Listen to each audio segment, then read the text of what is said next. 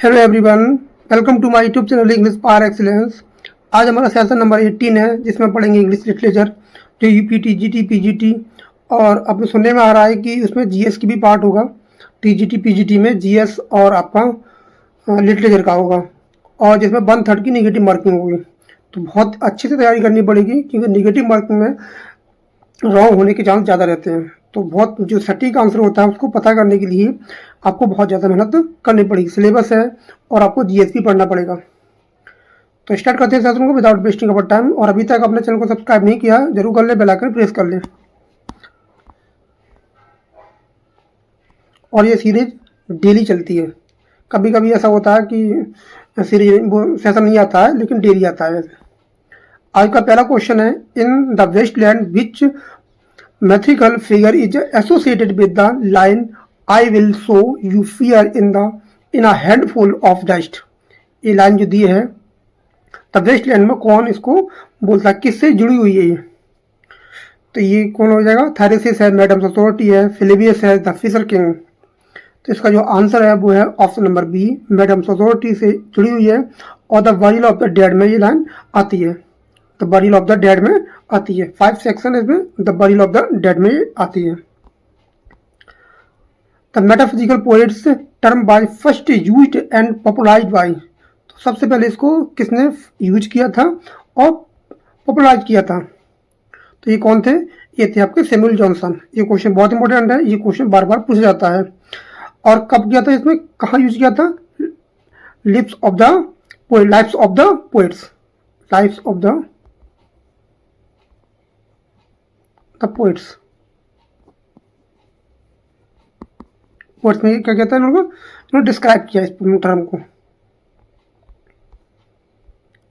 Who said, कौन कहता है कि poetry is the spontaneous overflow of powerful feelings, it takes it origin from emotion recollected in tranquillity. तो ये तो बहुत ही सिंपल क्वेश्चन है।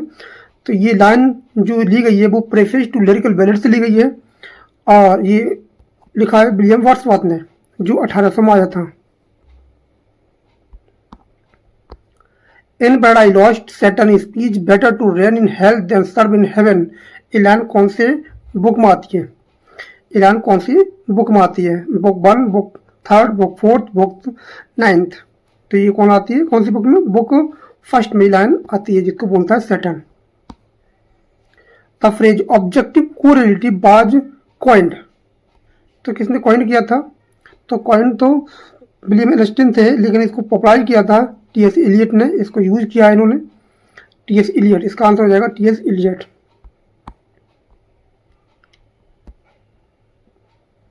विच novel begins with it was the best of time, it was the worst of time. तो कौन सा novel है जो शुरू होता है इस लाइन से? It was the best of time, it was the worst of times. तो ये कौन सा नोवेल है? तो ये हो जाएगा a tale of two cities. A tale of two cities जो लिखा है आपका डिकेंस ने। ये फेमस ओपनिंग लाइन है, ध्यान रखेंगे, ये फेमस ओपनिंग लाइन है। The turn of the screw by Henry James is an example of. ये वर्क है the turn of the screw, जो लिखा है हेनरी जेम्स ने। ये किसका एग्जाम्पल है? Gothic novel, picaresque novel, epistolary novel, psychological ghost story with ambiguity. तो काय का एग्जाम्पल है? तो इसका आंसर हो जाएगा option number D, psychological ghost story with ambiguity है का एग्जाम्पल है। हु रोट, क्वेश्चन लिखा है द एंजाइटी ऑफ इन्फ्लुएंस। बहुत ही फेमस वर्क है, इंपॉर्टेंट क्वेश्चन है ये, इंपॉर्टेंट क्वेश्चन है ये। द एंजाइटी ऑफ इन्फ्लुएंस किसने लिखा है? ये लिखा है आपका हेरोल्ड ब्लूम ने। ये इसको नोट कर लें, ये क्वेश्चन बहुत इंपॉर्टेंट है, जो 1973 में आया था। Shakespeare sister is a fictional character created by. तो ये फिक्शनल कैरेक्टर है, किसने क्रिएट किया था? ये बहुत ही इंपॉर्टेंट क्वेश्चन है, ये भी इंपॉर्टेंट क्वेश्चन, ध्यान रखेंगे। Virginia Woolf. तो इसका आंसर क्या हो जाएगा? Virginia Woolf. क्या हो जाएगा? वर्जीनिया वुल्फ हो जाएगा। A room of one's own, कहाँ लिया था हमने? A room of one's own में।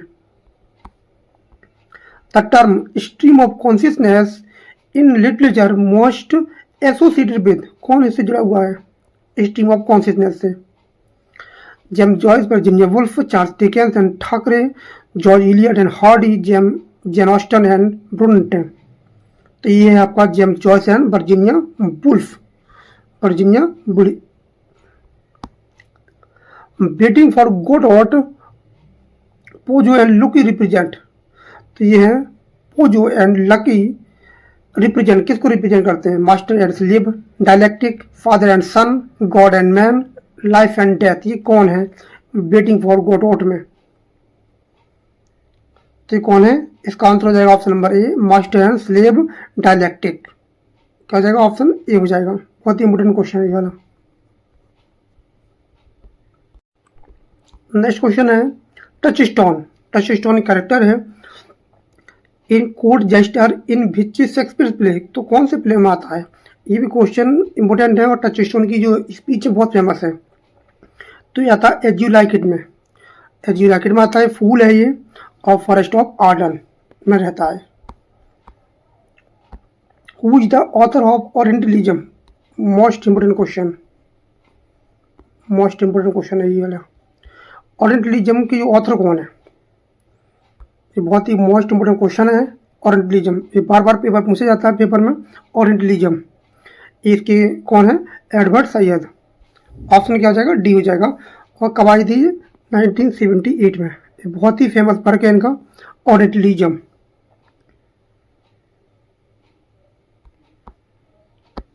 The rhyme of the ancient Marner is a part of, ये किसका पार्ट है, the rhyme of the ancient Marner लिखा है एस.टी. कॉलेज ने, ये किसका पार्ट है, ये आपका लिरिकल बैलेड्स का पार्ट है। जो 1798 का पहली एडिशन आया था, उसमें पहली जो बुक थी, पहली पोएम थी, यही थी लिरिकल बैलेड्स में। 1798 फर्स्ट बुक थी ये। A room of one's own argue for, ये वर्जीनिया वुल्फ का ये फेमस वर्क है। इसमें किसके बारे में बताया गया है, तो इसका आंसर है आपका economic independence for women writers के बारे में बताया गया है। इसका आंसर हो जाएगा ऑप्शन नंबर बी। एक क्वेश्चन बहुत इंपॉर्टेंट है, एक क्वेश्चन इंपॉर्टेंट है।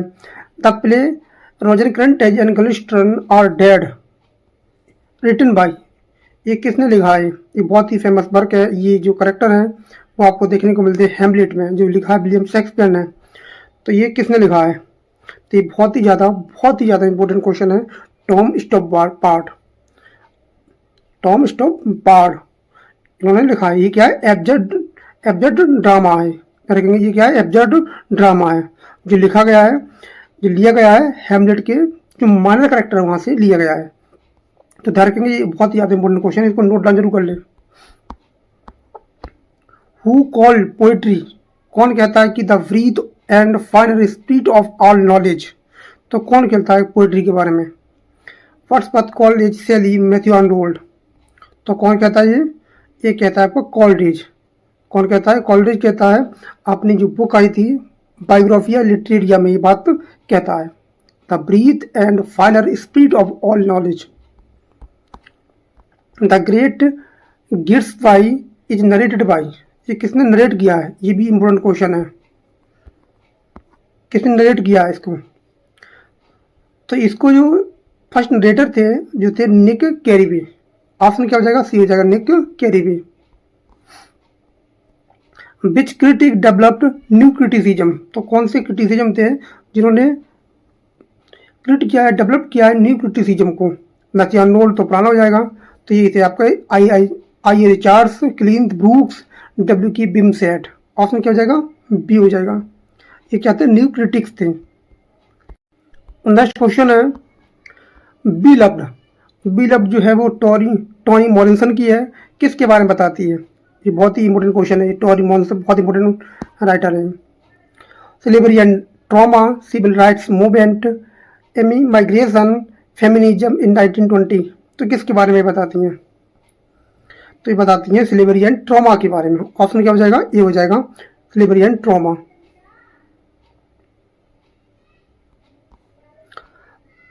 पैराडाइज लॉस्ट रिटन बाय, तो रिटन इन, तो कौन सी फॉर्म में लिखा गया है, हेरोइक कपलेट है, स्पेंसर स्टेंजा है, ब्लैंक वर्स, फ्री वर्स। ये तो बहुत ही सिंपल क्वेश्चन है, ब्लैंक वर्स में लिखा हुआ है, जो लिखा है जॉन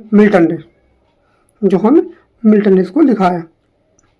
और ब्लैंक वर्स क्या होता है? अनराइम्ड आइम्बिक पेंटामीटर होता है। Who wrote Biographia Literaria? ये बहुत ही सिंपल क्वेश्चन है। बायोग्राफिया लिटरेरिया लिखा था एस टी कॉलरिज ने, और कब लिखा था? 1817 में। और ये क्या है? क्रिटिसिज्म का ही वर्क है ये। The Empire Writes Back is a seminal text in. तो इसमें क्या देखने को मिलता है? इसमें feminist criticism, post colonial studies, stylism. तो क्या देखने को मिलता है? तो इसमें मिलता है आपको पोस्ट कॉलोनियल स्टडीज। ऑप्शन क्या हो जाएगा? बी हो जाएगा, पोस्ट कॉलोनियल स्टडीज, जिसमें आपको मिलेंगे बिल अस्क्रॉफ्ट, ग्रिफिथ, हेलेन टिफिन। तो ये आपको देखने को मिलेंगे। इसका आंसर हो जाएगा option number B. In King Lear the character fool serves. जो फूल है, फूल किंग लियर में फूल सर्व करता है। Provide comic relief only, act as Lear's conscience, be the villain, replace Kent. तो क्या दिखाता है? फूल। ये भी बहुत इंपॉर्टेंट क्वेश्चन है, टीजीटी पीजीटी दोनों के लिए। तो ये क्या दिखाता है? इसका आंसर हो जाएगा option number B, act as Lear's conscience. ये बहुत ही, और हमेशा सच बोलता है वो लियर से, हमेशा सच बोलता है लियर से। वर्क है यूलिसिस बाय जेम्स जॉयस। ये आपका नोवेल है, ध्यान रखेंगे। यूलिसिस एक पोएम है, ड्रामेटिक मोनोलॉग है टेनिसन का, ध्यान रखेंगे। और यूलिसिस जो है वो नोवेल है, जिसको लिखा है जेम्स जॉयस ने। इसमें इवेंट करता है वन डे की घटना को। वो घटना कहाँ पर होती है? लंदन, पेरिस, डबलिन या न्यूयॉर्क। ये क्वेश्चन मोस्ट इम्पोर्टेंट है, मोस्ट इम्पोर्टेंट क्वेश्चन, ध्यान रखेंगे। तो ये घटना होती है डबलिन। और डेट क्या थी? 16 जून 1904। तो क्या answer? Option number C, Dublin. बहुत इंपॉर्टेंट क्वेश्चन है। यूलिसिस नोवेल है जो जेम्स जॉयस का है, और यूलिसिस पोएम है, ड्रामेटिक मोनोलॉग है जो टेनिसन का है। The term defamiliarization is associated with. तो किससे जुड़ी हुई है ये डिफेमिलियराइजेशन? तो ये Russian formalism, deconstruction, reader response, new historicism. तो इसका आंसर हो जाएगा option number A, Russian formalism से जुड़ी हुई है, जिसके जो कॉन्सेप्ट था विक्टोर सोकोव्स्की से लिया गया है। नेक्स्ट क्वेश्चन है, हु सेड? कौन कहता है कि all art constantly aspires toward the condition of music? इस लाइन को कौन बोलता है? All art constantly aspires toward the condition of music. इस लाइन को कौन बोलता है? तो ये जो लाइन बोलता है वो बोलता है वाल्टर पीटर, और ये ली गई line the school of Giorgione से। तो ध्यान रखेंगे, बहुत इंपॉर्टेंट ये लाइन है। A doll's house by Ibsen and with the Nora. तो शुरू खत्म होती है नोरा से। तो कैसे होती है? Committing suicide, living her husband and children, for giving toward becoming a writer. तो कैसे खत्म होती है? नोरा। ये भी अच्छा है, और ये प्रॉब्लम प्ले की श्रेणी में आता है। तो ये खत्म होता है living her husband and children, और अपने बच्चों को छोड़ जाती है वो, हर हस्बैंड एंड चिल्ड्रन को। The second sex was written by. Important question, most important question है। और इसको किसने लिखा है? Virginia Woolf, Simone de Beauvoir, Betty Friedan, German ग्रेयर। तो किसने लिखा है इसको? तो ये इसका आंसर हो जाएगा ऑप्शन नंबर बी। क्या हो जाएगा? बी हो जाएगा। और कब लगा था? फेमिनिस्ट क्लासिक वर्क है जो आया था 1949 को। ऑप्शन क्या हो जाएगा? बी हो जाएगा। Which of these is not characteristic of Augustan age literature? तो कौन सा ऐसा है जो अगस्टन एज में नहीं आता है? Satire, heroic couplets, emphasize on reason, romantic imagination. तो ये तो बहुत ही सिंपल क्वेश्चन हो जाता है। रोमांटिक इमेजिनेशन का कोई इसमें मतलब नहीं है ऑगस्टन एज में, अगस्त इसमें कोई मतलब नहीं है। The waste land was dedicated to, LT pre वाले पेपर में ये क्वेश्चन पूछा गया था। ये आपको केवल पाउंड लिखा हुआ था, उसमें केवल क्या था, पाउंड लिखा हुआ था। तो ये जो डेडिकेटेड है वो है इजरा पाउंड को डेडिकेटेड है ये क्वेश्चन। और आपका उसमें भी आया था, GIC प्री वाले क्वेश्चन में भी आया था, उसको क्या बोला गया है, आप कमेंट में जरूर बताएं। Mimicry as a concept in post colonial theory was developed by, most important question आपका ऑडिटरी में है, मिमिक्री है, सबल्ट्रन है, तो ये क्वेश्चन बहुत इंपॉर्टेंट है ऐसे क्वेश्चन। तो इसको किया है आपका होमी के भाभा ने इसको किया है developed. The tempest is often read as an allegory of, तो पढ़ी जाती है एलिगरी के रूप में। ये इंग्लिश सिविल वार को, colonialism, French revolution, Renaissance, humanism को दिखाती है। तो ये किसको दिखाती है, तो ये बहुत ही इंपॉर्टेंट क्वेश्चन है।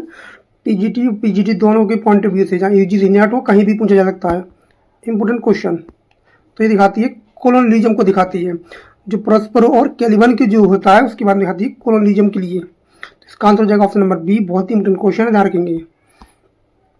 Who coined the term death of the author, तो किसने इसको टर्म को कॉइन्ड किया है, डेथ ऑफ ऑथर।